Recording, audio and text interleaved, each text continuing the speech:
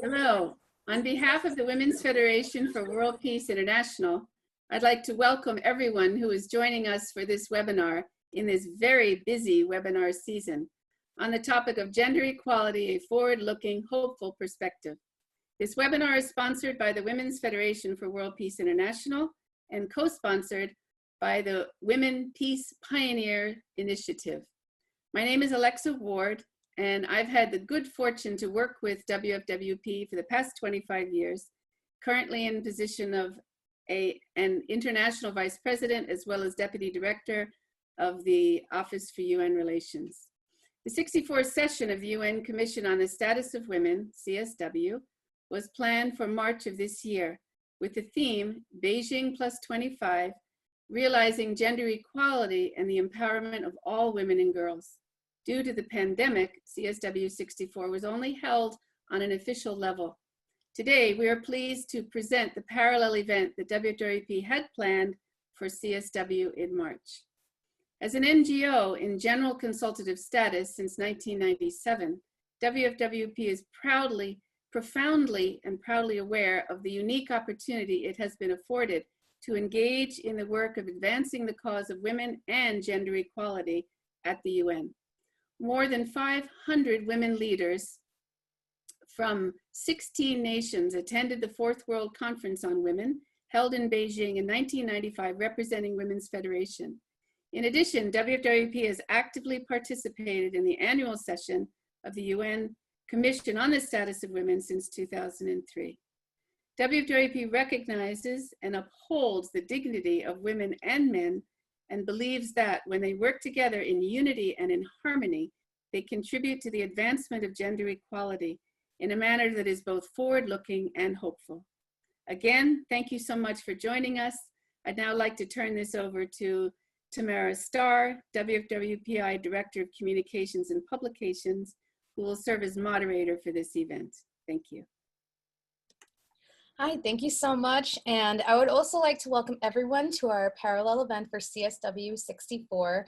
As Alexa Ward said, my name is Tamara Starr, and I'm the Director of Communications and Publications for WFWP International. And I would just like to briefly go over the schedule along with some tech reminders for everyone. So as you noticed, you've all been muted. However, after hearing from our speakers, we will then begin the question and answer session of the program. So if you have any questions for either one or even all of our speakers, please make sure to enter your questions in the question and answer section of your Zoom screen. So I'm grateful that everyone is here, and please join me in welcoming our keynote speaker for this event, former permanent representative of Zambia to the United Nations and the European Union, along with the founding president of Visionary Empowerment, Ambassador Isaiah Chabala. Thank you very much, Tamara. It's my singular honor to be present with you, and I am very delighted because I've been following the great works that you have been accomplishing as World Federation for International Peace, and especially with the motivations of the founders, the Reverend Dr. Moon, and the very energetic Dr. Moon, who has successfully sustained the mission to expand world peace across the globe. And she has done that with indomitable spirit, courage, humility, and with elegance, compassion. It's just, I would really love to highlight the virtues and values of this great leader. So under her inspiration, and of course, with the support of the other UPF executives, Dr. Wash and others, you have served an important role in championing the ideals and goals of the United Nations. So again, my gratitude for inviting me. The issue of gender equality and empowerment of women is for me being a vocation, a spiritual calling to which I have dedicated, especially my life following my retirement from as a foreign service officer. For quite some time, I served as a representative of Zambia to the United Nations. So for me, it is a vocation. And I have dedicated my life serving as founder and president of Vision Empowerment, and also recently formed another NGO called Divine Empowerment Mission. I have also been involved very much, especially working with organizations run by women here at the United Nations, and including grassroots. And during this period, I've learned a lot from the women. And it's been a very humbling vocation for me. And I've come to appreciate the values, the virtues, the critical importance of our women working together with men to fulfill the mission, the divine mission, God's mission of enriching our lives, of living in harmony, in peace with one another, and ensuring that everyone is respected as a creature of God. For we were all created by our one God, a God of many names, as equal, man, woman, and child.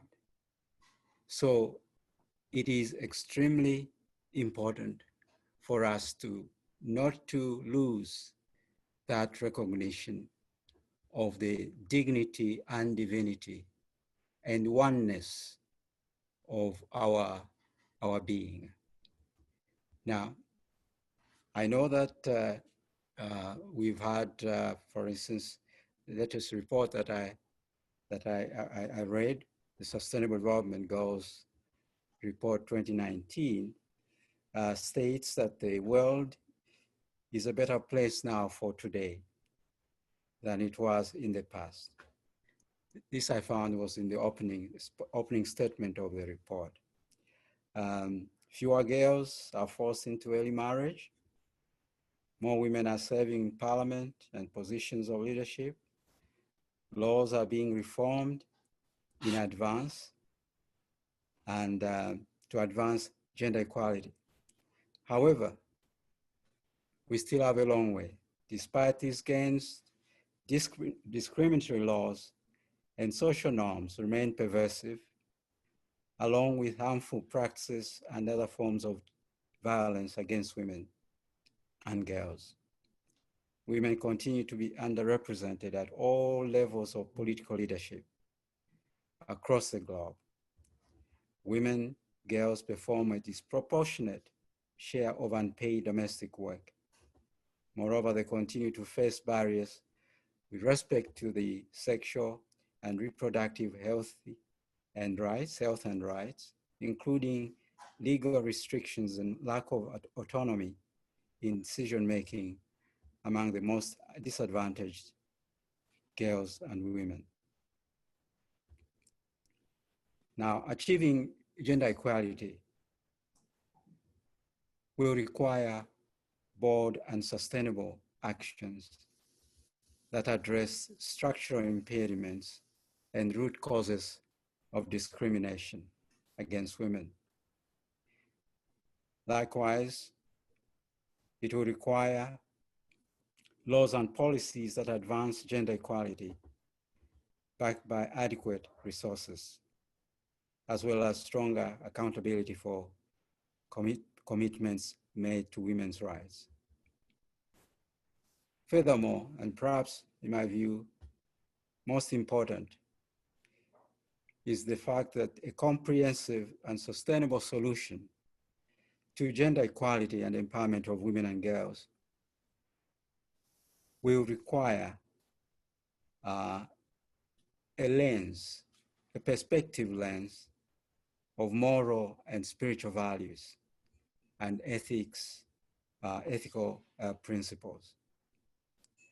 Now, this is extremely important. Again, it goes back to where I started, that we are all, man and woman, a creation of love, of God's love. And therefore, to do anything is an affront to our Creator God. Therefore, we are all called to uphold the highest aspiration of women and girls and view them, see them with innate dignity and divinity. This is extremely important.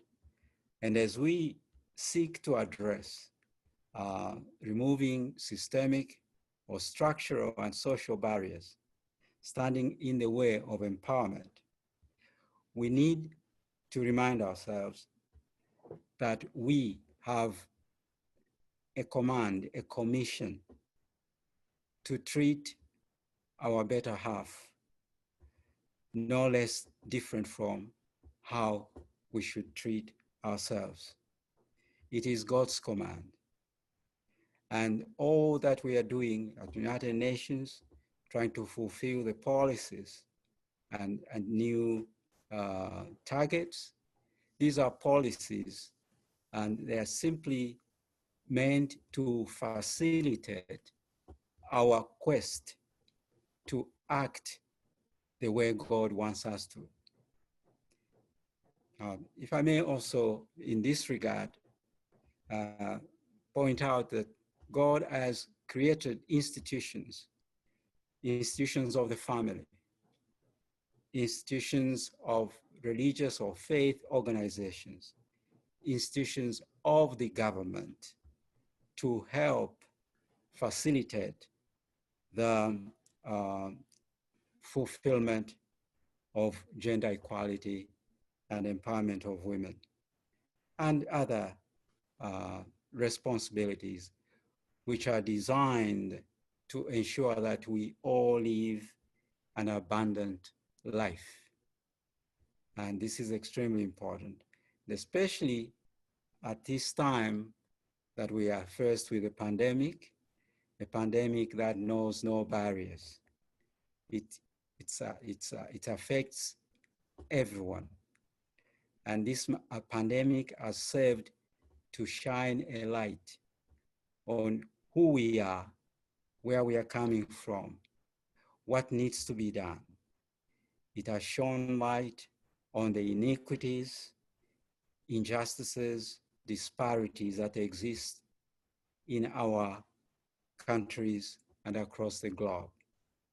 Now, this is a point of reflection, and we are all called upon to use this time so that we can rebound, to do better, to love better, to connect better with anyone, even those who look different from us, who pray differently. Because this is, I believe, a watershed moment. So even as we face the grim impacts of the pandemic, this we should not resent. We should embrace the opportunities that the challenge poses us so that we can be God's children who strive to love one another, to help one another, especially the most vulnerable amongst us.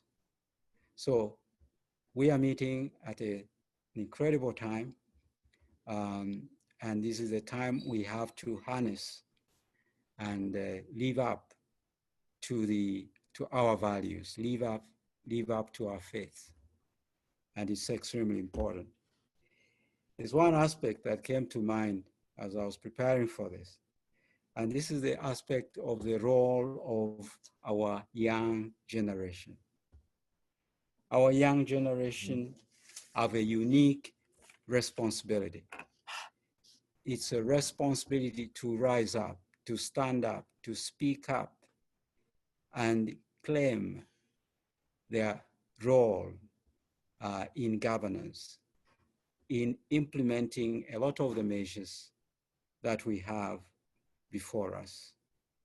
And I'm reminded, I was reading, for instance, the biography of our founding father, and in that I was really impressed by the challenge that he posed. That's Dr. Moon, the challenge that he posed to the youth.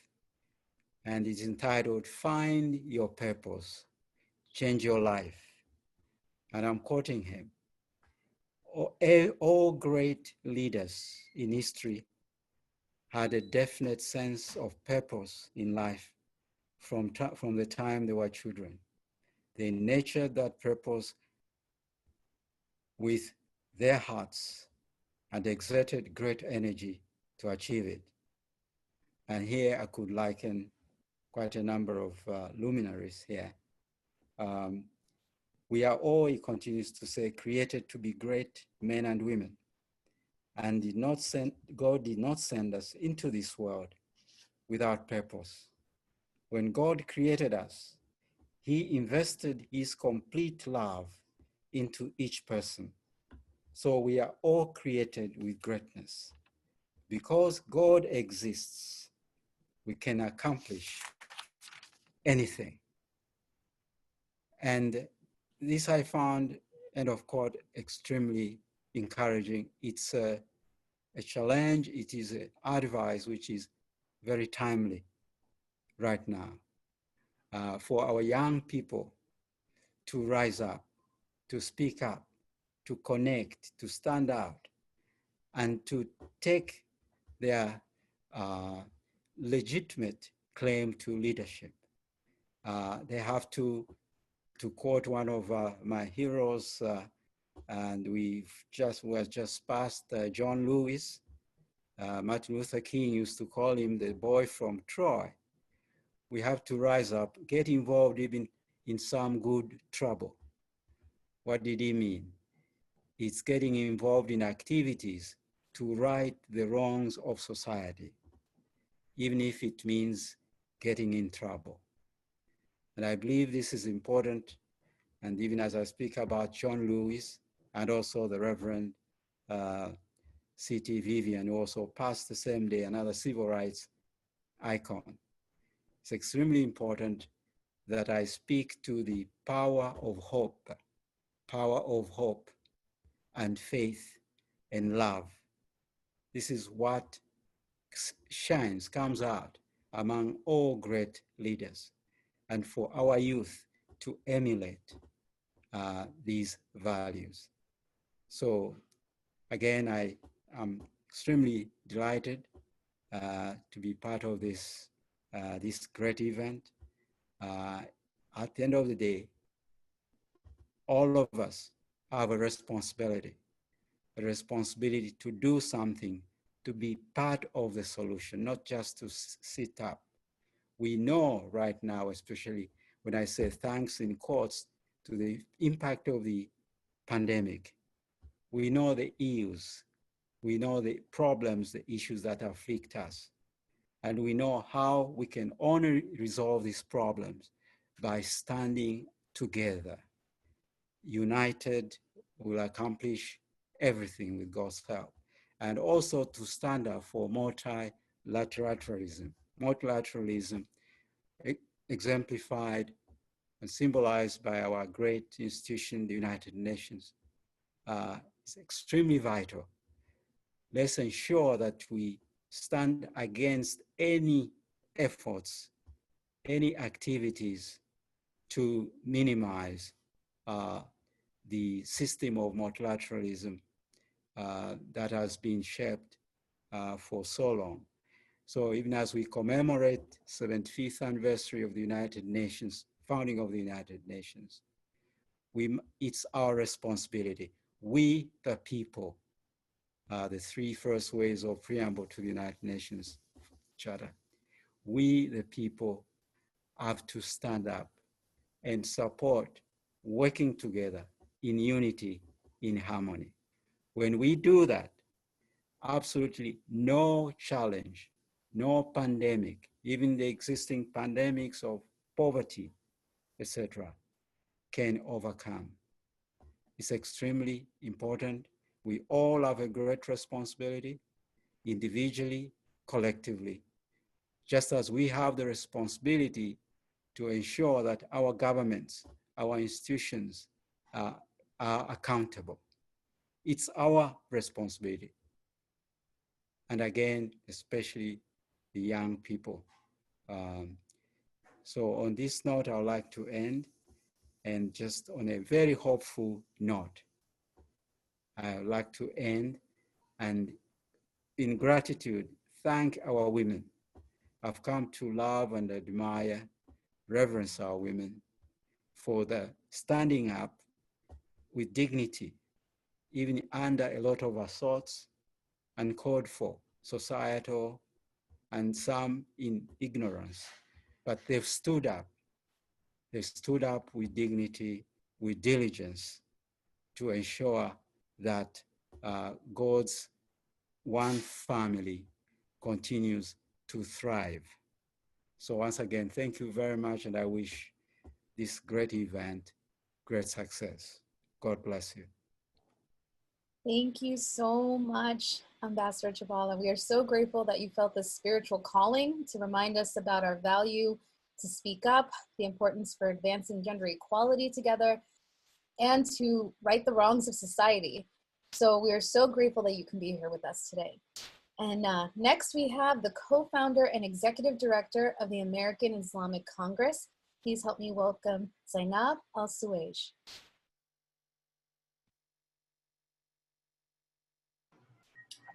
Good morning. What a great honor to be with you this morning and to be able to talk about a very important issue on gender equality. I am honored and thankful for the opportunity, as well as I am glad to be part of such an honorable panel. WFWP always pioneered in discussing issues that discuss the best of a future of humanity, not only women, but human beings in general. So I'm glad that we have that opportunity to discuss these issues. When we talk about gender equality and what is the best way to deal with it, and how could we as people being able to move from the level we are in at the moment to the next level, we see no country in the world has reached gender equality yet. Despite all the efforts that's been made, while some nation made significant changes in reducing harmful practices such as child marriages, FGM, domestic violence, and all of these issues, we still, some countries are still not acknowledging even these issues and these problems.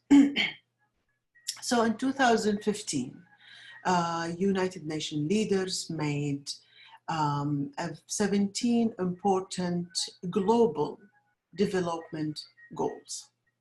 And these goals, our goal number 5 was specifically designed for women or gender equality, to achieve political, economic, and social equality for all women around the globe. But little that we know, when people start working on that, the COVID-19 pandemic made the achievement of these goals is hard to pursue, given the current situation that we are living in right now. Women, as we know, more vulnerable during crises. And this kind of crisis, such as the COVID, is not any different than any other crises, such as war, displacement, with trafficking, and so on and so forth, and made women more vulnerable in this matter. Also, we are in a situation right now, if we are looking into this issue, we are seeing that women are, more vulnerable in this crisis, as well as it made achieving any of their goals even harder and putting them and their lives at risk, given the situation that we are living in at the moment. So, for example, these kind of issue or the dealing with the pandemic, the COVID-19, made their lives difficult, especially in terms of they have to care for children, and most of the children at home. They have to be also educators at home, giving the education to their kids, running the family. Also, a very substantial number of women are in the healthcare system, and this made this period of time even more difficult. It doesn't matter which countries you are from, doesn't matter whether you're in a refugee camp or you're in a developed country or a third world country. I think the challenge on women is much more than what it used to be before. Therefore, the new norm that we are living in or under right now, taking us to the next level on how could we deal with this issue under this kind of circumstances, as well as how could our life be completed and move on to a better, hopeful, peaceful future for ourselves and our children and communities. This should not be reached without the help of men, and to have this kind of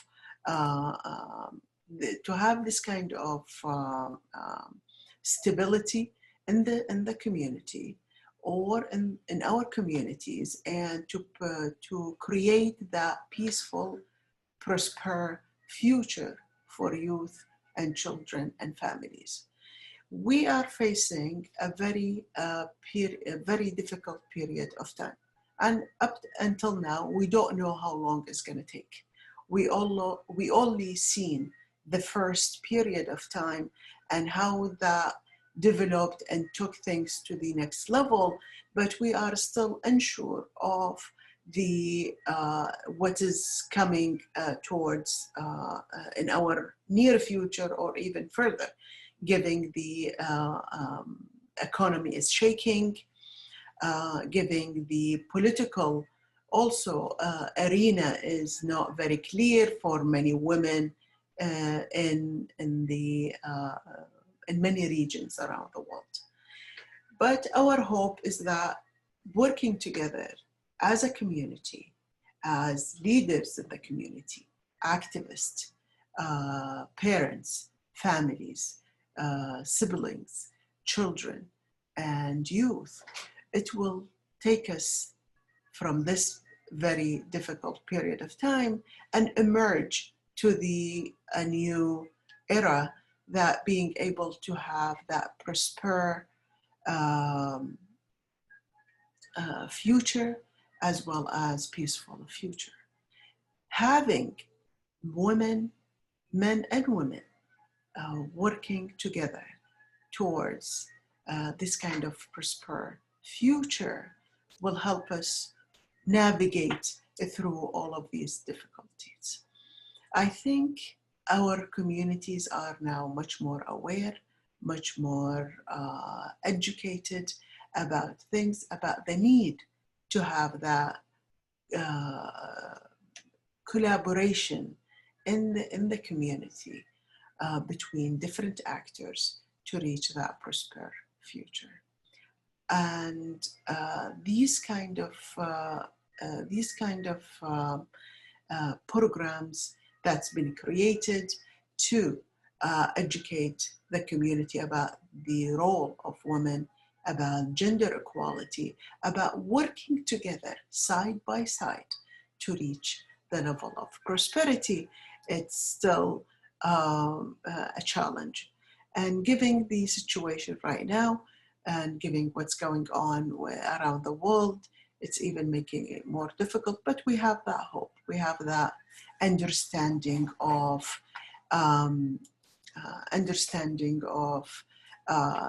the collaboration effort that needs to be put in a place to be able to reach the goals that we have developed and we have put for ourselves and our communities and our future. I will stop here, and I am very honored to have to be with you this morning, and to see also many other participants from all over the globe, all the friends from several meetings and gatherings before that WFWP have gathered before. Thank you, and I look forward to your questions. Thank you so much, Zainab Al-Suwaij, for sharing about these obstacles that women and families from around the world are facing. These examples really show that there's so much work that still needs to be done. So I hope that this can inspire both men and women to get involved so we can work together within our communities to overcome these challenges, especially during this new normal that we're all still trying to get used to. So I'd like to remind everyone that if you have any questions for our panelists, you can enter them in now within the question and answer box of your Zoom screen. But so last and certainly not least, I am happy to welcome the Vice President of Women's Federation for World Peace Europe and the Director of the Office for UN Relations for WFWP International, Carolyn Handschin.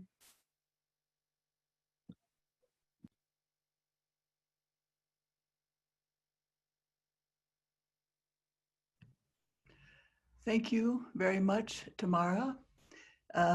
Thank you for to the previous speakers. I also feel honored to be a part of this panel and have been thinking very much about this topic.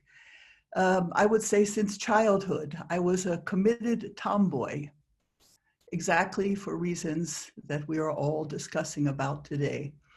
And most recently, working with the NGO Committee on the Status of Women in Geneva as Vice President, we have been doing many, we have made surveys, we have had many debates and discussions and to talk to women throughout the region about exactly these points. So I would like to speak to you today about some of the things that I have gleaned from this topic. Kofi Annan stated it very simply and I think succinctly: gender equality is a precondition. And I think we have to be careful that we understand that point. That if we talk about gender equality and we want to see it in a forward-looking, hopeful approach, we have to be careful what can happen if we're comparing rights or even opportunities, livelihoods. He has more, she has less. I think the key point is how to go together to the goal. And I think those in leadership position especially, and as Dr. Chabala said, in terms of working with young people to make this point to young people that this is really the longer term goal. It's hard for us to imagine the conditions that women and girls lived in merely 100 years ago, 150 years ago, the restrictions, stereotypes, assumptions about their value, where they could go or what they could aspire to. In the 19th century, there was no chance to get education or to be seen as possibly impacting the society. But the women and girls at that time usually did not communicate their situation, had few advocates, little knowledge of what they were missing, or, and I think most importantly, little sense that they were entitled to better. We live in a very, very different time now. That time, because of a few visionary women who demanded better, more inclusion, more opportunities to develop with small incentives, small victories, incentives would grow. But what I discovered through a lot of reading about autobiographies of great women in history, many great women, and especially many of the great early women, early feminists, they had husbands or men who advocated for them, and that empowered them very, very much. The women also worked hard to help their husband understand what they wanted, why they wanted it, and that actually it would be to the benefit of men and to the society at large if those rights or if those aspects of society could change. I'm reminded of Mary Poppins. Maybe some of you know, probably most of you know this, the suffragette wife of the banker in Mary Poppins, with what kind of wisdom she used to influence her husband to allow her to do the things that she needed to do to make her claim and her cause publicized at that time. They also understood that this would be beneficial for all. So husbands began speaking out at that time. And I remember one speech of one of the husbands of famous woman feminist speaking to a room full of men saying, and they couldn't understand where he was coming from at the time, do you really want partners who cannot relate to most of your world, whom you cannot sit with at night and discuss about deep and profound things that are of interest for you? I know many feminist, even current women, that you might be surprised to know, and I was surprised to learn that these women trace their courage and vision to a fair society, to their husbands and fathers who encouraged them. And this must remain a part of our strategy, that we have to always help men to understand why we are doing what we are doing. We should never speak to a room full of women only. I wanted to say something about reconciliation, because reconciliation was, this was one, in fact, I titled my presentation, Gender Equality, Reconciliation and Living in Peace. So Women's Federation has been working with a transformative tool called Bridge of Peace since 1996, and we have extracted certain principles and steps to successful reconciliation and to building a peace culture. One thing we need to look at root causes, lasting solutions to our gender inequality. But we need also a healthy, forward-looking strategy for gender equality, which is not reactionary, which is not accusatory, and some of the principles of reconciliation, I think, could help very much. It is less important who hurt whom first. More important, we need to face each other and try to understand each other and make sure the other is understanding where we're coming from. My husband comes with me many, many times for our women's meetings, and more husbands are coming, I can see. We need to be willing to accept the perpetrator also suffers always and needs the victim to heal, but also the perpetrators and victims throughout history are changing. The ones who were perpetrators may become victims later. I had sometimes in Women's Federation, we have young men who are working with us, even having badges for Women's Federation at the United Nations. And after one young man wore that badge for a year, intervening many times in Human Rights Council sessions for us, I said, why did you do this? Why would you choose to wear a badge that says Women's Federation for World Peace? And he said, because of my mother. I saw my mother was being mistreated, actually, and I thought she is not able maybe to defend herself. I want to stand up for my mother and women like my mother and help others to understand and help men to understand. Lines of victimhood of gender inequality are not clear. We have to always be careful to show our empowerment is beneficial to everyone. In the past, in the Human Rights Council, I remember in the 90s, as soon as the agenda item on women would come up, the room would clear, except for a few women. We definitely didn't do well to help everyone to understand that they would benefit by these points that we were making, and they do. One time I had a Buddhist monk come up to me, actually a friend of mine.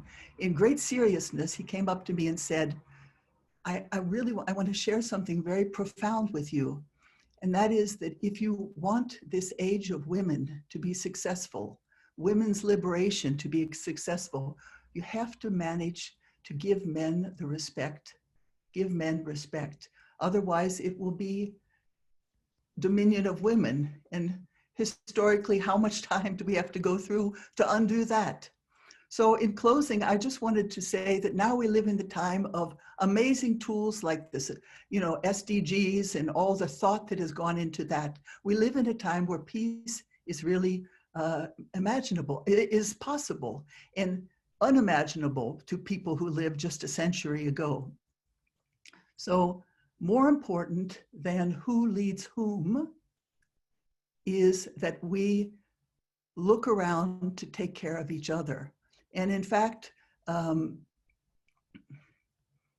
this forward-looking, hopeful approach, I think the key point is when women take responsibility, have in their mind to take responsibility to prepare the environment for a peace culture, determined to forgive and design a future that is including everyone, that we discover each one's unique contribution, which is influenced by gender, but not dominated by gender. The Women's Federation has created a curriculum that we entitled the Building a World of Peace, a Woman's Way. And we have now a test going on in India where we are applying this, and it brings in many of these principles. And I hope to, at a later point, to report to you how this is going with a group of young Indian students once this program is completed in 21 days. So thank you very much for your attention. Thank you so much, Carolyn Handschin. I agree. It is very important for everyone to work towards building a peace culture through reconciliation that is not reactionary or accusatory. So now we will start the question answer portion. So I would like to welcome back all of our panelists. And the first question I have is for Mrs. Al-Suwaij from Jorge. Hello, are there any countries or states in the world that you believe have achieved a good level of gender equality? If so, could you please name some of them? Thank you. So this question is for Mrs. Al-Suwaij.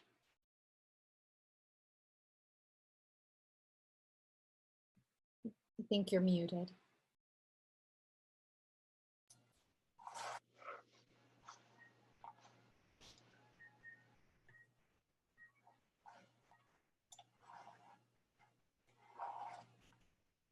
And so the question again is, are there any countries or states in the world that you believe have achieved a good level of gender equality? If so, could you please name some of them? This question, I believe, for me, right?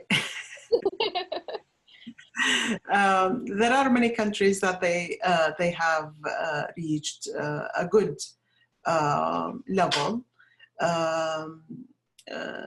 starting from Western countries, because the laws have changed. When you have equality under the rule of law, that gives more space for women to have their own rights and to prosper. In the Western world, definitely, if I'm talking about the Middle East and North Africa and some countries in the Far East as well, they have reached a great level of gender equality based on the knowledge that the community or the country have reached, based on the expertise that women also have reached at that level. At the same time, the activists in the community have worked so hard. Therefore, they put that pressure on their own governments to put the rule of law that gives that kind of equality. In the modern world, in the developed countries, this is not an issue. Still, we still have some issues here, even in the United States. We have, for example, the wage salary of women is less than men.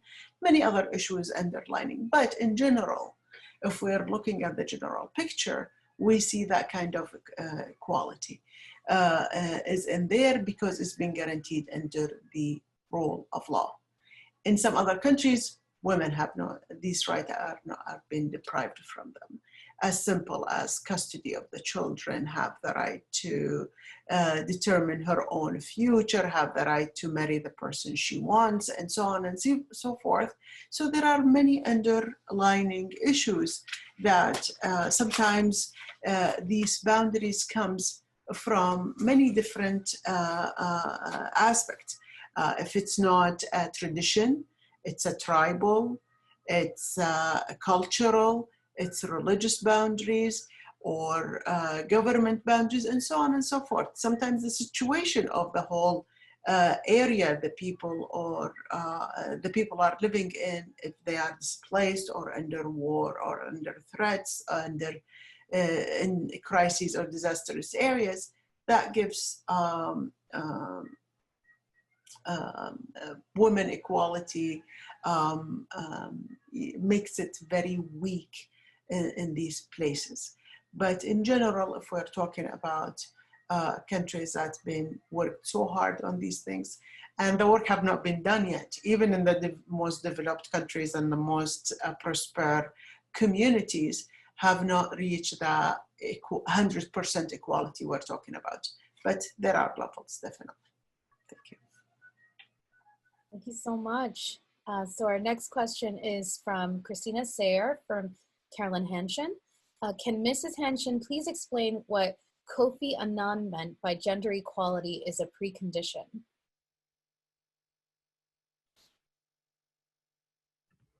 Thank you, Christina. Nice to hear from you. Yes, he was actually, that was just the first few words of that quote. So he gave a few points. The precondition for good governance, sustainable development, eradication of poverty. So I think his point was that is, looking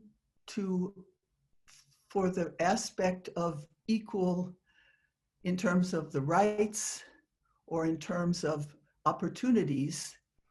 That is one thing. That is the kind of the precondition that things are available to everyone, and the support for that people can strive, men or women can strive for what they feel would be their important contribution or important focus in life.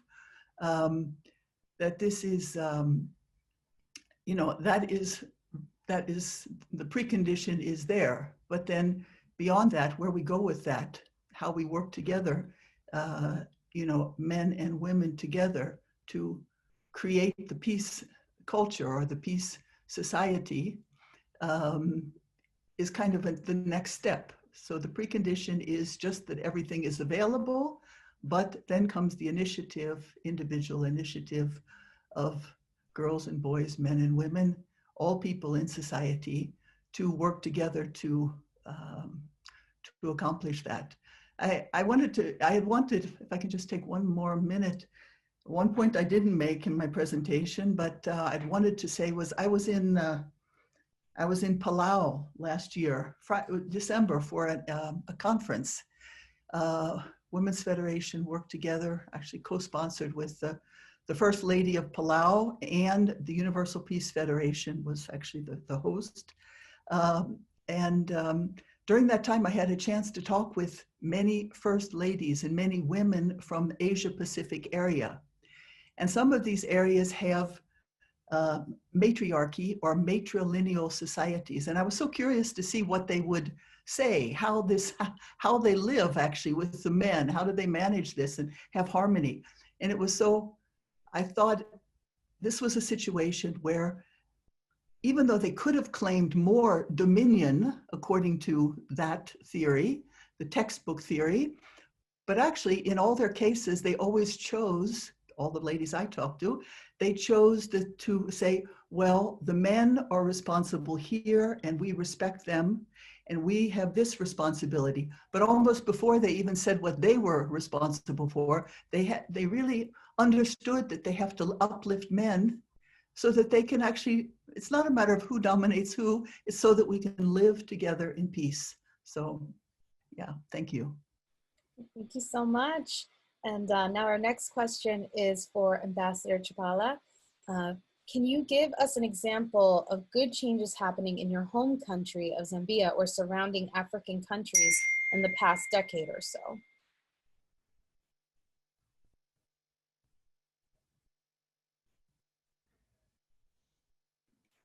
Thank you for that question. Now I'll look at Zambia and also in a regional context. In answering that question, I look back in order to better appreciate the significance, the critical significance of the role of women. I look back to the period of what we call the struggle, the fight for independence, and the fight against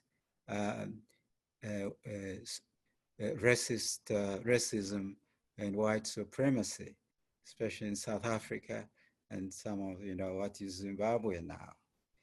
The significant role, I would say critical role that women played in supporting and championing the struggle. It's extremely for us, and even I, as growing up back in the 60s and involved in student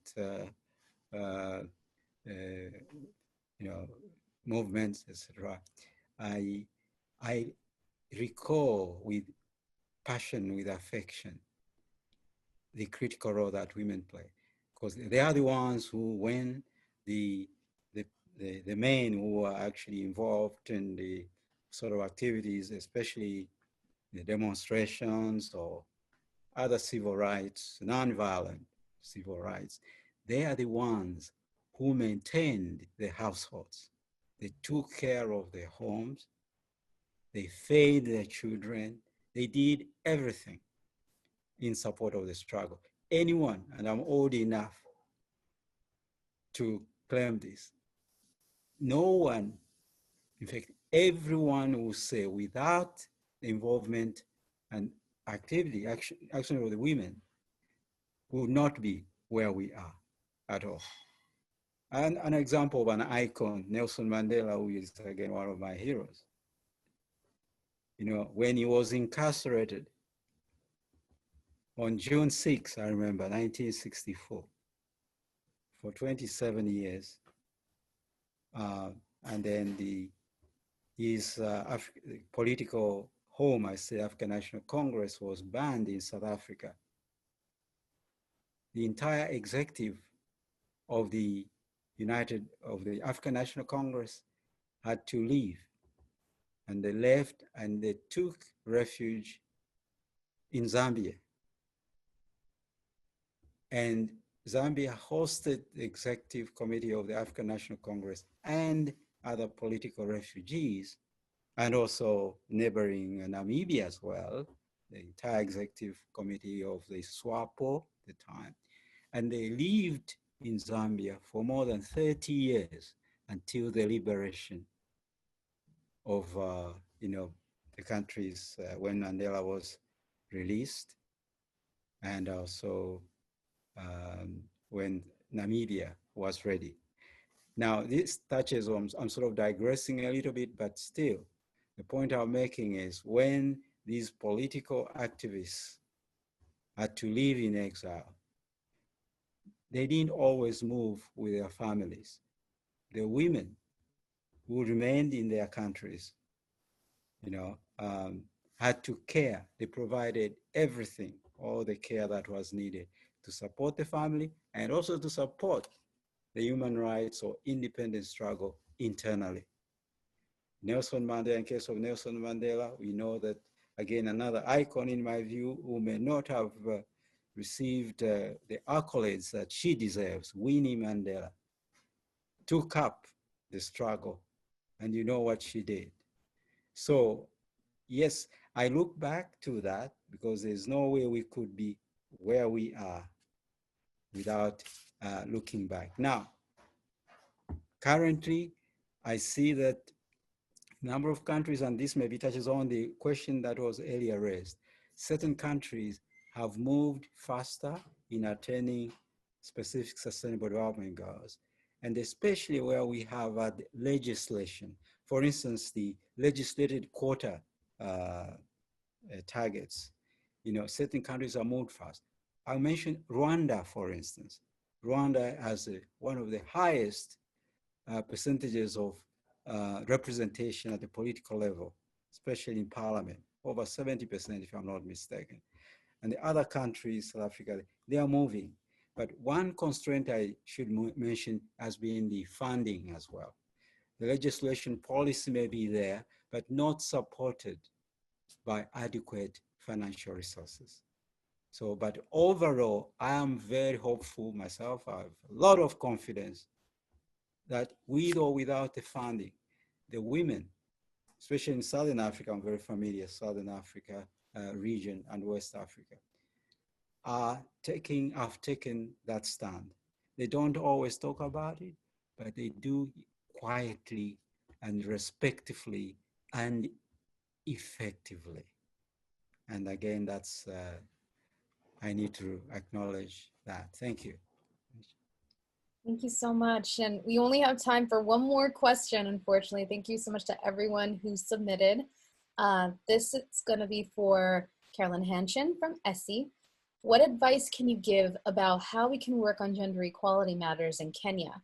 It's been my passion to serve my community and country as a champion on gender issues, especially the most vulnerable who still suffer without a voice.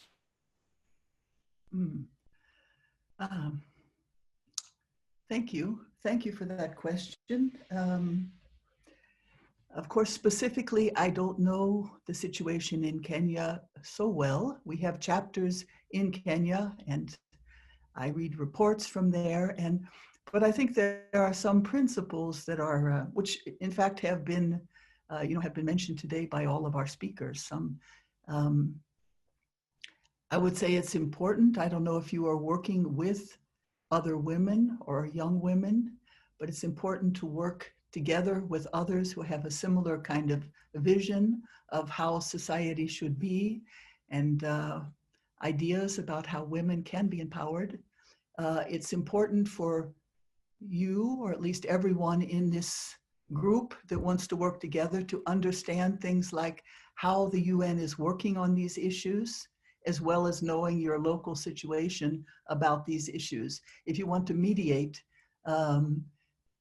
between the UN is doing, like Ambassador Chabala said, UN is doing amazing things, but if it can't be communicated to the furthest villages, then it just remains like a museum or something. We really need to be able to, as I think was often said, also by Kofi Annan, was ownership. We need the world, there needs to be a world ownership, and especially young people, ownership for the United Nations and the mandate of the UN, and of course the governments, the local governments and the national governments. And it really needs to be partnership. So in order to make partnership, you have to understand how like I said in my presentation, we have to understand how the other is thinking, be it the UN, government, the local people. And if we can mediate that's the most, it's not like already there are many things there to be used, but we need to mediate and we need to bring people together. And we, I would say even working on, you go with the SDGs and make some like youth organizations or intergenerational efforts to apply SDGs in your local community, and at the same time research more about what the others are doing and broaden your networks. And then you come back to your national governments with your results and try to influence in that way. I know in the past, when I first started working in Geneva at the UN, there was a group of women who came from Senegal and some of the Great Lake areas who felt they couldn't reach their heads of state in their nations. So they came to Geneva and they made panel discussions and they advocated from Geneva in the Human Rights Council and other ways so that their governments would listen. I think now it's different. I mean, I think governments are listening more, especially about these kind of issues. So because there are promises that have been made to the SDGs and others. So, and finally, if you have some good points to be made to the Human Rights Council, please write to us and we can make statements about this, and you can get together with your young people and we can make statements at the Human Rights Council about these issues to share them with the world. So yeah, thank you very much. Great, thank you so much. And I just would like to thank all of our panelists for joining us for this important event and sharing your thoughts and insights on this important issue of gender equality. Thanks again for being here with us. So I'd like to now welcome back Alexa Ward to give our closing remarks.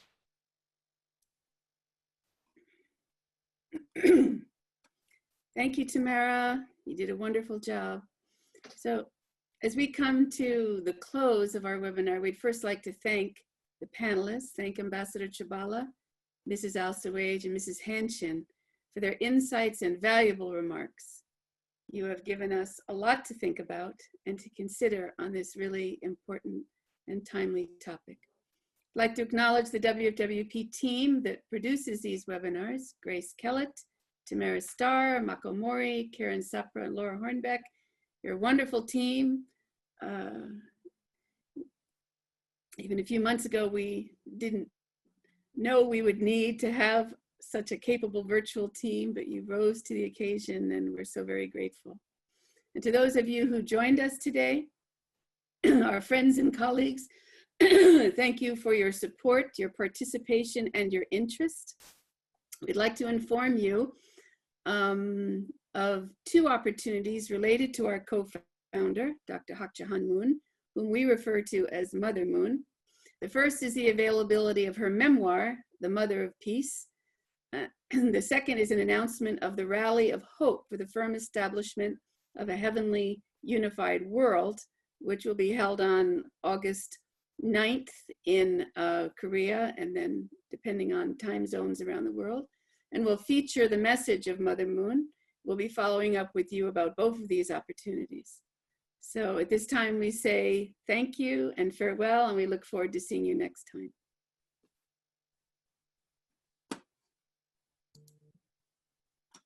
We'll all join together to say goodbye.